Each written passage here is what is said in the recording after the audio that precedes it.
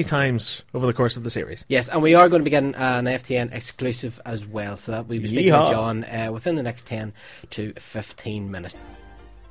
I'm Philip Glenister, Gene Hunt, and I'm following the nerd.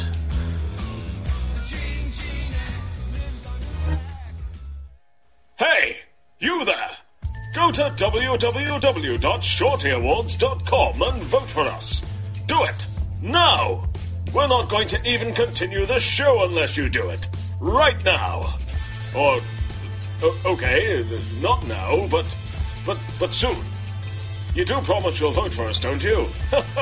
Okay then. Marc, Saxon, they said they'd do it later, so you can go ahead and resume the show. Remember, that's www.shortyawards.com. Good to get the all clear there. Great. Right, okay. I was all looking forward to seeing Wolf of Wall Street this week. Right. It doesn't open the next week.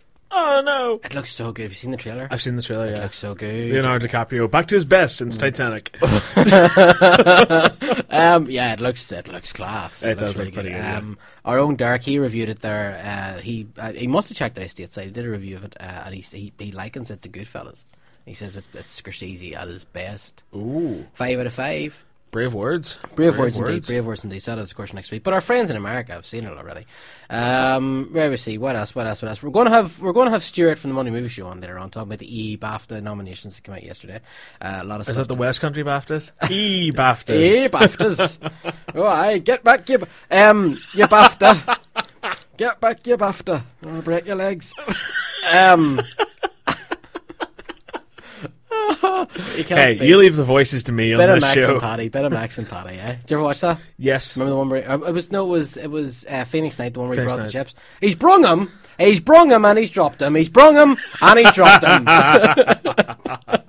Strap it down, put a bit of canopy over it. Sammy Snake. Sammy Snake. We should actually do a show one night just completely in West Country accents, because yours is pretty good. Yeah, you like that? Oh, aye. Lovely. Folks round here aren't from round here. Oh, aye. Get back. Right, okay. Right, this is Shame on 3.4. Yeah. See, the madness has kicked in. Have you been watching Sherlock? I have. Oh, my. What an episode. Oh, my. Did you see that? The second one? Yeah. Yeah. That's insane. That was mental. Yeah. It's like... But finally, a good middle episode of Sherlock. Yeah. It was good, but it relied a lot on the coincidence, didn't it? Yeah. I mean, more so even than Sherlock normally does. Yeah. You know, there's just the wedding, and it happened to be the one client that he picked out of all those clients. And but it was good. Cumberbatch, oh my God. How good is he? Acting powerhouse. How good is he? Acting powerhouse. Seriously. You know, I've really enjoyed this season so far more than all of season 3. Or series 3 as we're called here in the UK. Well, hang on. No, this is series 3. Series 2, sorry. Series 2, yeah. Because I think it gets better every year. No, you see, I didn't like the second series. You didn't? Not really. Why not? Dunno, just didn't get like it. I loved the first one, didn't really care for the second one, loving this one. I think it's much more confident, and it's much funnier, it's much more...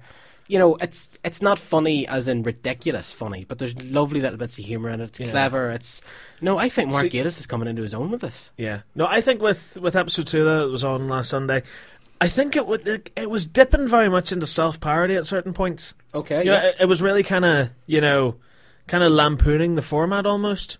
But I like that, though. I like that they've acknowledged, because with Series 1, Episode 2 in it, I didn't really care for. And then Episode 2 in Series 2 was The Hound of the Baskervilles, which was just awful.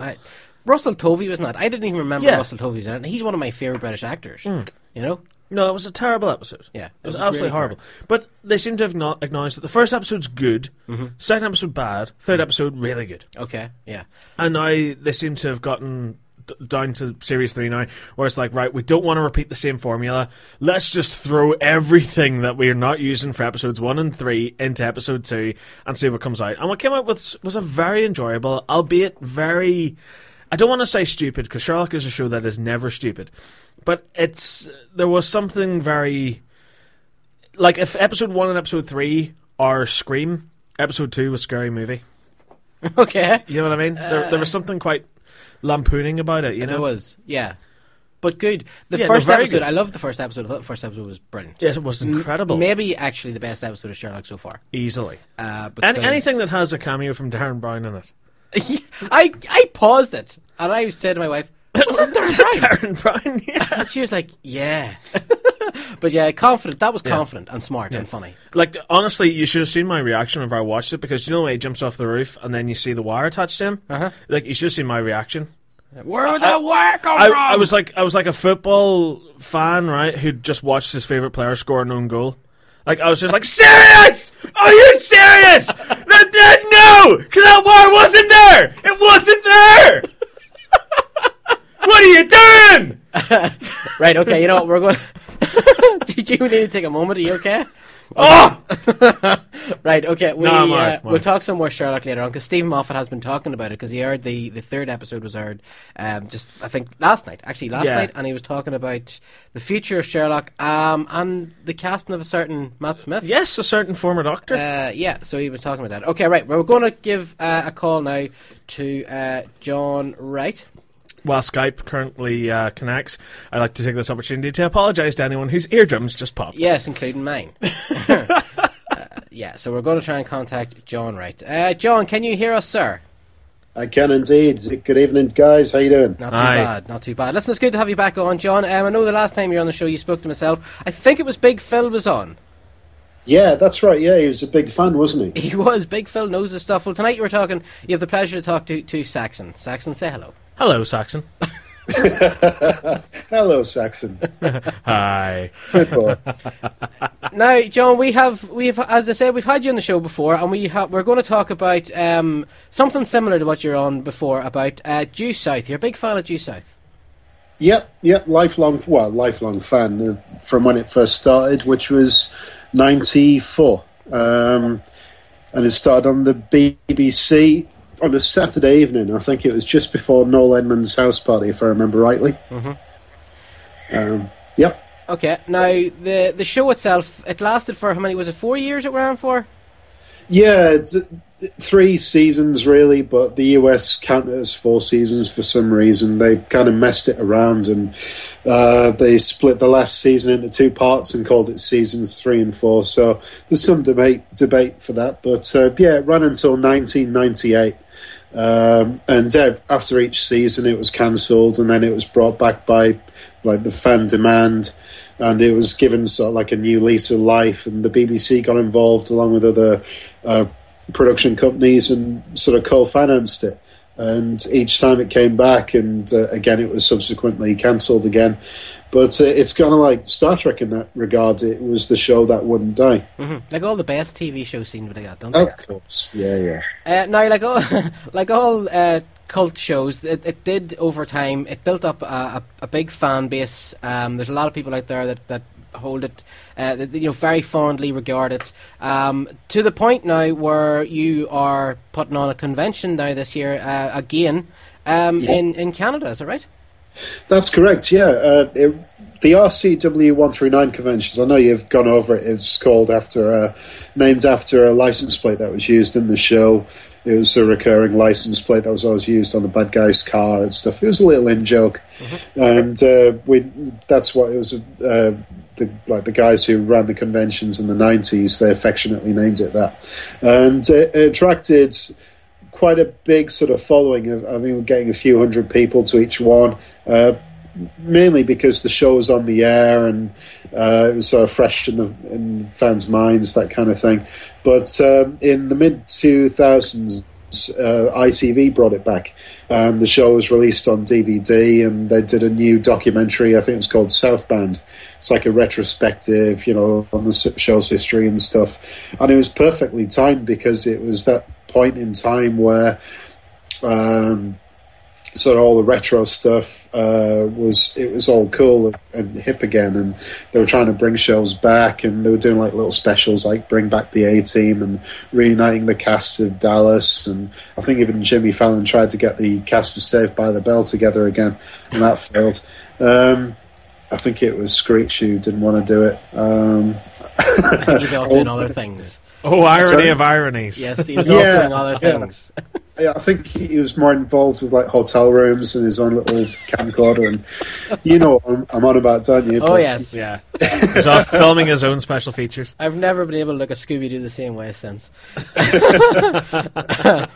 But Saxon, do you remember Due South? I do, yeah. I remember watching it on BBC Two. Mm-hmm.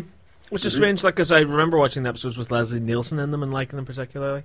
Yeah, because funny, I was looking back sort of through some of the images and stuff there, and I've forgotten Leslie Nielsen was in it. Yeah. You know, because I was like, why is he wearing the mount? And then I rememred, yeah. So it was only in for like a few random like guest spots. Like it wasn't a whole thing. It was a few episodes he showed up in. But do you recall any of the other sort of guest stars that appeared on the show throughout its history? No, I haven't the foggiest. All right, do you want me to blow your mind? Do you want me to blow our minds right here, right now? Right, okay. For the first season, part of the main cast was Daniel Cash. Shut up. He was Spunkmeyer in Aliens. Really? Wow. Yeah. Also, you had Carrie Ann Moss in one of her first acting roles. Oh, Trinity from The Matrix? Yeah. Ryan Philippe. I'm aware of his work. Yeah. Jane Krakowski from 30 Rock. Wow. The Hulk himself, Mark Ruffalo. That was one of his first ever acting gigs on TV. Are you telling me you're getting all these people for the convention? We do have some of the main cast, but it's unbelievable. You got Laurie Holden from The Walking Dead, Colin Feore from Thor, Ken Foree from Dawn of the Dead.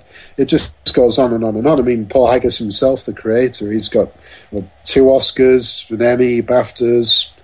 And he wrote the Bond movies, like the Daniel Craig movies and stuff. So, like the effect it's had on, like, you know, the entertainment industry has been pretty significant, really. But yeah, we've got like a lot of the principal cast interested in coming. Like any convention, we can't confirm because, you know, subject to work commitments, they might have to pull out suddenly, unexpectedly at the last minute. But Homeland and the Shield, he's looking forward. I've got pretty much coming along. Kevin Rushton, who you've had on the show, haven't you?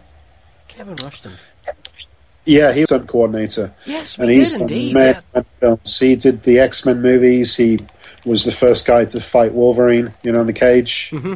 Yeah, no, he was a great interview. God, I'd actually forgotten all about that, John. He was a great interview. Sorry. No, it's okay because we do get that many interviews. Yeah, he was a great. That must have been 2 years ago. Yeah, but he actually was. Yeah, he was. You know, we had said to him at the time about coming back on because he just had stories. He seemed to have worked with everybody. He knew everyone in Hollywood. He'd been in every movie. It was mad. Yeah, he's like, oh yeah, I was in that movie. Oh yeah, I was in Terminator. I did a bit in Terminator 2. We're like, what? You know, he's an incredible guy. Yeah, is fascinating. The guy is just a man mountain, and he's like he doubles for Stone Cold Steve Austin in some of his films. And but like any sort of guy in the industry, just a total pro and a gentleman to chat to, and you know, he always has time for you and stuff. It's great. We're really looking forward to meeting up again with all these guys. I mean, that's the sort of the ethos of the convention, really. Yeah, the guests are a big part of it, but it's more of a friendly get-together, really, because you were talking about the show's appeal, and the people I've spoken to and the people who have come from all over the world to previous conventions. We've had people from Australia, we've had people from Russia, Italy, Germany, we've got people from Sweden coming this time, as well, of course, the mix of like the UK and US people. I flew from Dubai in 2010 to direct to Toronto for that one, which was not very pleasant with it. But that's the whole point of it, really. People come and they make sort of lifelong friends. I mean, I chat to David quite often, Dave Marciano, and some of the guys from the crew and the cast. Mm-hmm. It's a great thing that just endures and keeps going on every year, it seems. You're probably thinking, right, where is the show? When is this show? Tell us a wee bit about where and when the events happen. Okie dokie. It starts on the 15th of August in Toronto, in Canada. Unfortunately, it's sold out. Right. Just to put a dampener on things. I was hoping to come to you with sort of like, oh, we've only got a handful of tickets left. You can sign up on a cancellation list if you want to. Just before I go, I'll give you our website address once I've sort of like told you our big news. And it starts on the 15th of August, which is Friday, and runs until the Sunday. There is a little get together the night before in the Distillery District, which is a part of Toronto